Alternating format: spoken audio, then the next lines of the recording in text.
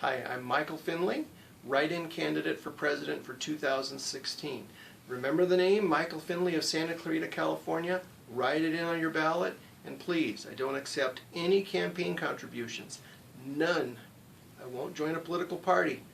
I need you to share the message. You see this video? If you like what I have to say, then share it. That's the only thing I want from you. Now, I want to talk about another one of my campaign platform points. And that is the one in which I said that we need to put strict term limits on members of Congress, and we need to do it by constitutional amendment. Now there's a reason for that, and I consider them to be very good reasons. As I've said before in some of the other videos, the country has become clearly an oligarchy. That's been established by the study done by the Princeton University professors, just released recently, just a few weeks ago.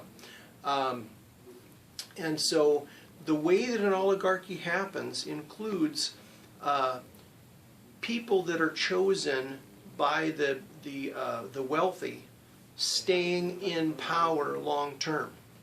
And that's what's happening with our senators and congressmen. Why don't they have term limits? Well, almost every state in the country has enacted term limits for their senators and congressmen. Several different ways. I know there's about 3, I think, different ways, maybe 4 different ways we did it in California. We tried putting a term limit on the office. They said that's federal, not state. When these representatives of the people, after the people that they represent voted for these things, they fought against their own constituents' will and filed appeals to stop this in court. And so when they tried to put the term limits on it, they said, no, you can't change the Constitution of the United States by a state law. We tried putting limits on how often they could run on the ballot, how often they could have their names on the ballot in the state to run for the federal office. Again, Federal Supremacy Clause of the Constitution says you can't do that because the federal law is what controls. So there's several different ways. They try to be very creative. It's not going to work except by constitutional amendment. Now, under Article 5 of the Constitution, the states in the country can call a constitutional convention by majority vote of the states. Once that is called, actually maybe 2/3 vote of the states, but once that is actually called, the Constitution requires that a constitutional convention be held, and then the state representatives could enact constitutional amendments for federal term limits for the senators and the congressmen without any help from the senators and congressmen, because you're not going to get it. That's how much they care about you and I as their constituents. We say we don't want you running for so many terms in office. They say, too bad. We want to hold a dynasty in Washington, D.C. Now let me explain to you, give you some examples of why that's bad. Let's start with why we have presidential term limits. There didn't used to be presidential term limits, but no president had held office for more than 2 terms until Franklin Delano Roosevelt. Now Roosevelt got into power about the time of the Great Depression, and he was a pretty popular president. He actually made it in for a 3rd term, the one and only president to do so. And I want you to think about something. What kind of power did he exercise as a president during that term? He did some fairly crazy things. One of the things he did, he put pressure on the United States Supreme Court to do things that he wanted them to do by coming up with a proposal to stack the Supreme Court, where he was going to be allowed to continue to put justice after justice after justice on the Supreme Court until he had the right number of judges to get the results that he wanted. And the Supreme Court actually gave in and did some rulings that they felt were inappropriate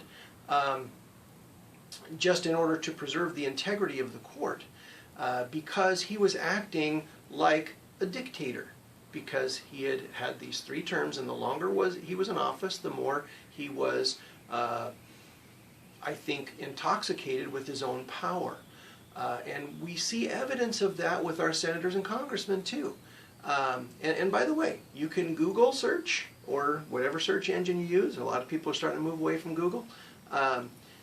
Search for Roosevelt stacks the Supreme Court. And you'll see articles explaining this. This is a historical fact. All right, let's give you just one recent example that really kind of surprised me.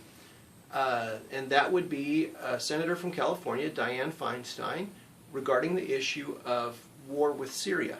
Now, I personally went to some protests regarding the war, the proposed war with Syria, because I thought it was ridiculous. I feel that countries should be allowed to do their own self-determination.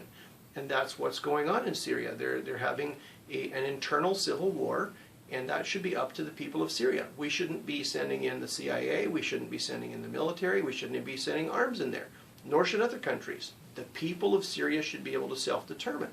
Well, apparently, a large number of Americans share the same opinion I do on that. And so, at a press conference, Senator Dianne Feinstein admitted that she had had a large number of communications from her constituents saying that they did not want war with Syria. You know what she said? Right into the camera? She said, I've been a senator for more than 20 years and I think I know better what the country needs than what my constituents do. Hello? How about representing the people you're supposed to represent? Remember, a republic is supposed to be a representative form of democracy. Democracy means rule by many. The majority is supposed to rule. So we're supposed to be electing her, sending her to Washington, D.C., so that she can do what we want, not what she wants, not what the military-industrial complex wants. We've got to limit these people's terms so they don't feel intoxicated with their power, and so that big corporations and the upper 10% of society, as far as wealth goes, can continue to control them and get what they want enacted more often.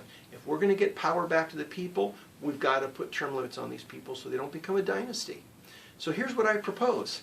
The senators serve for a term of 6 years.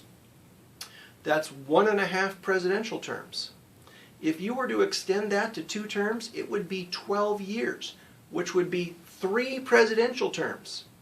We already saw what happened when Franklin Delano Roosevelt, who by all accounts was a popular president earlier on, I mean he was popular enough to get elected the 3rd time, but most of the public was shocked when they saw him starting to behave this way in his 3rd term.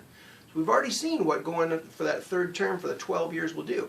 I say the Senate, they don't need to be in there any longer than 1 term. 1 term, you're out. If you're already serving a term that's more than 1 term, when you finish it, you're out. You're done. In the Congress, they serve terms of 2 years. I would say they could do 2 of those. Let's make it 4 years. If you want to make them equal to the Senate, make it 3 terms so that it's 6 years. And then they're out. But it needs to be done by constitutional amendment so that it's strict and it cannot be overturned by them appealing it in court, because you know they will. They've done it every time that we the people have tried to enact term limits, and they're not going to do it themselves. So we need a strong leader who will gather and rally the states in order to make this happen, because your state legislatures, they know what you want. They've been involved and they've seen how you have tried to enact term limits all across the country. They know, and they'll do what you want them to do more likely than these people having these dynasties in Washington, D.C. And I would also say, as part of this, we need to say that they cannot be exempted from any law that they pass against the people of the United States. Whatever applies to us has got to apply to them. No exemptions from any laws for them. Also, if we keep running into problems like we've been running into, where they can't pass a budget, they shouldn't get paid until they get the budget passed. That's got to be a law. Thank you. Remember my name, Michael Finley of Santa Clarita, California, for 2016 as President of the United States.